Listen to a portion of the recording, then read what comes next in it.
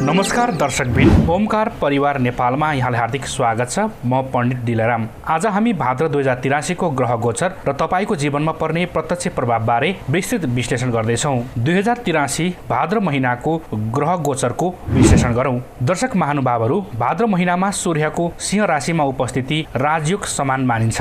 यस महिनामा सरकारी कामकाज, प्रशासनिक क्षेत्र र नेतृत्व तहमा रहेकाहरूका लागि ठूलो सफलता मिल्नेछ। तर राहु र केतुको स्थितिले वित्तीय निर्णयहरूमा अलिकति सतर्कता मागिरहेको हुन्छ। सूर्य गोचर महिनाको पूर्वार्धमा सूर्य आफ्नै स्वामी राशि सिंह राशिमा रहनेछन् भने उत्तरार्धमा भाद्र 3 पछि कन्या राशिमा प्रवेश गर्नेछन्। यसले आत्मबल र प्रशासनिक क्षमता बढाउँछ। मंगल र बुध, मंगलको पराक्रमी गोचरले साहस र प्राविधिक काममा सफलता दिनेछ। बुधको चालले व्यापार, सञ्चार र शेयर बजारमा उच्च उतार चढाव ल्याउने संकेत गर्दछ। गुरु, शनि र राहु केतु, बृहस्पति गुरुको शुभ दृष्टिले धार्मिक कार्यमा वृद्धि गराउनेछ। शनिको वक्री मार्गी चालले न्यायप्रेमी र मेहनती वर्गलाई विशेष लाभ पुर्याउँछ। अब सुरु गरौँ यस महिनाको पहिलो राशि मेष राशिबाट। मेष राशिका मित्रहरूका लागि भाद्र महिना ऊर्जाशील हुनेछ। चौथो र पाँचौं भावमा रहने ग्रहको प्रभावले विद्यार्थीहरूका लागि यो महिना स्वर्णकाल सिद्ध हुनेछ। करियर र आर्थिक स्थिति कस्तो हुनेछ यसको बारेमा संक्षिप्त चर्चा गरौँ। पश्चिम सूर्यको प्रभावले अध्ययन र बौद्धिक कार्यमा सफलता मिल्नेछ। व्यापारमा नयाँ लगानीका अवसर प्राप्त हुनेछन्। विशेष गरी वैदेशिक व्यापारमा फाइदा हुनेछ। कर्मचारी वर्गहरूका लागि पदोन्नति वा नयाँ जिम्मेवारी प्राप्त हुने दरिलो योग देखिन्छ।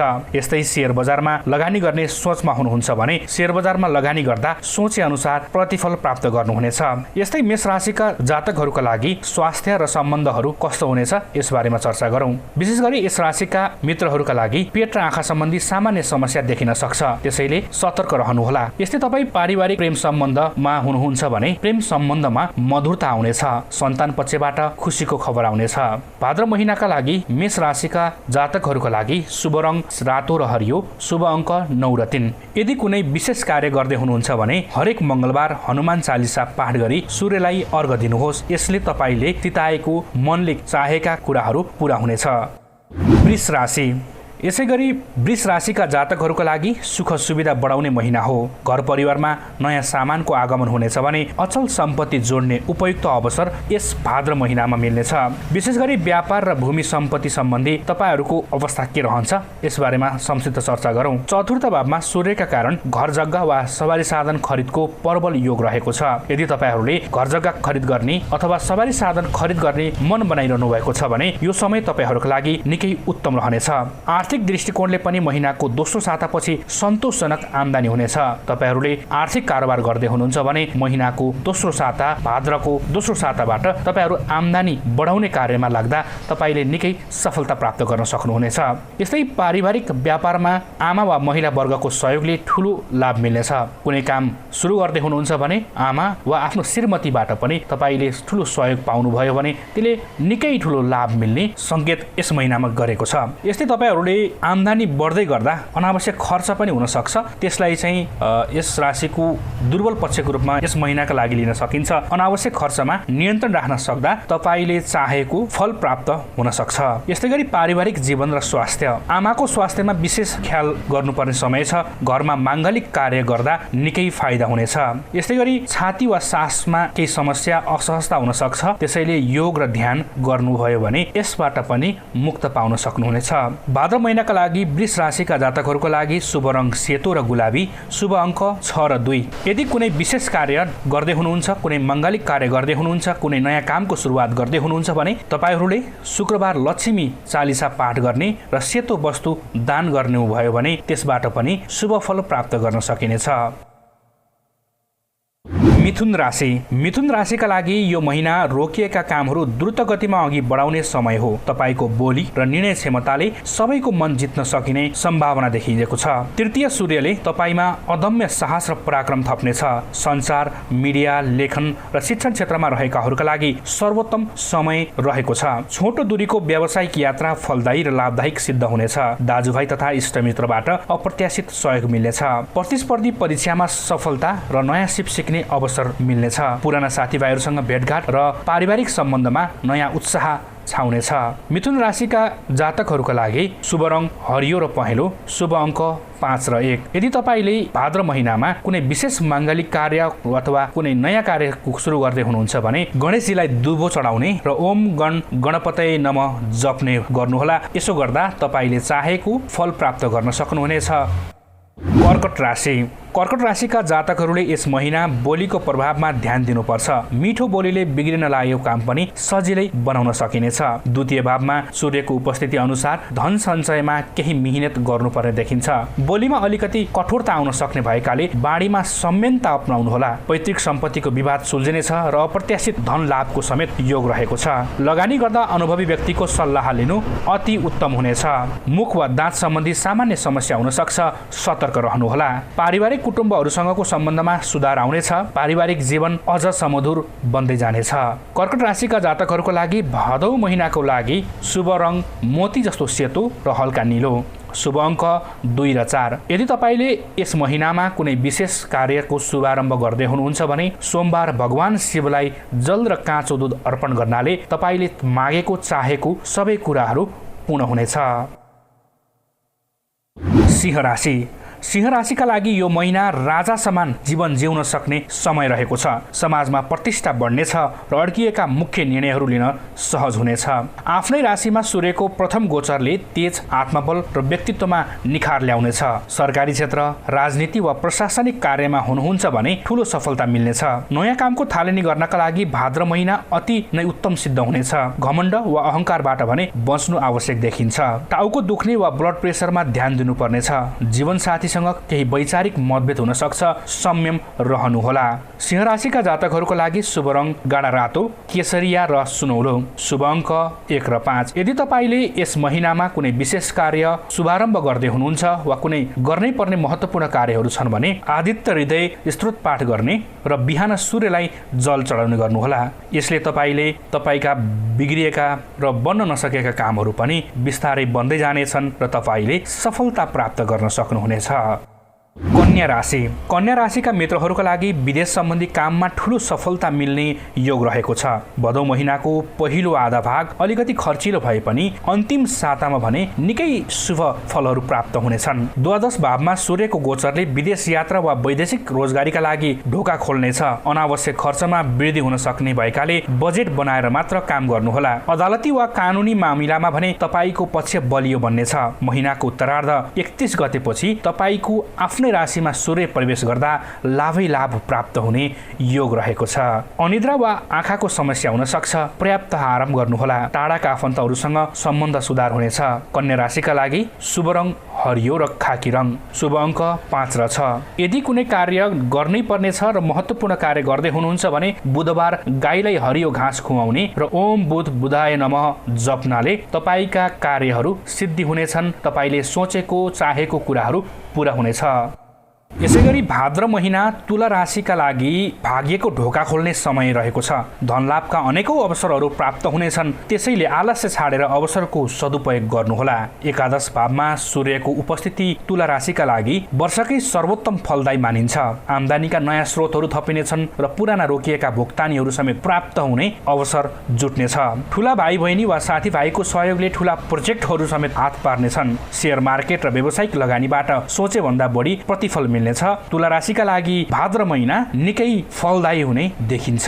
स्वास्थ्य सामान्यता निकै उत्तम र स्वतस्फूर्त रहनेछ। प्रेम सम्बन्ध विवाहमा परिणत हुने सम्भावना समेत छ। सामाजिक सर्कल अझ फराकिलो हुनेछ। सबैको साथ सहयोगबाट तुला राशिले निकै धेरै अवसरहरू प्राप्त गर्नेछन् र ती अवसरहरूबाट निकै धेरै फाइदा र सफलता समेत प्राप्त हुनेछ। तुला राशिका जातकहरूको लागि शुभ रङ सेतो र आकाशी नीलो, शुभ अङ्क 6 र 7। र यदि तपाईँले कुनै विशेष कार्य गर्दै हुनुहुन्छ भने दुर्गा सप्तशती पाठ गर्ने वा दुर्गा देवीको दर्शन गरी सेतो मिठाई चढाउने कार्य गर्दा तपाईँले गर्न लागेका कार्यहरूमा अझ थप सिद्धि प्राप्त हुने हुन्छ।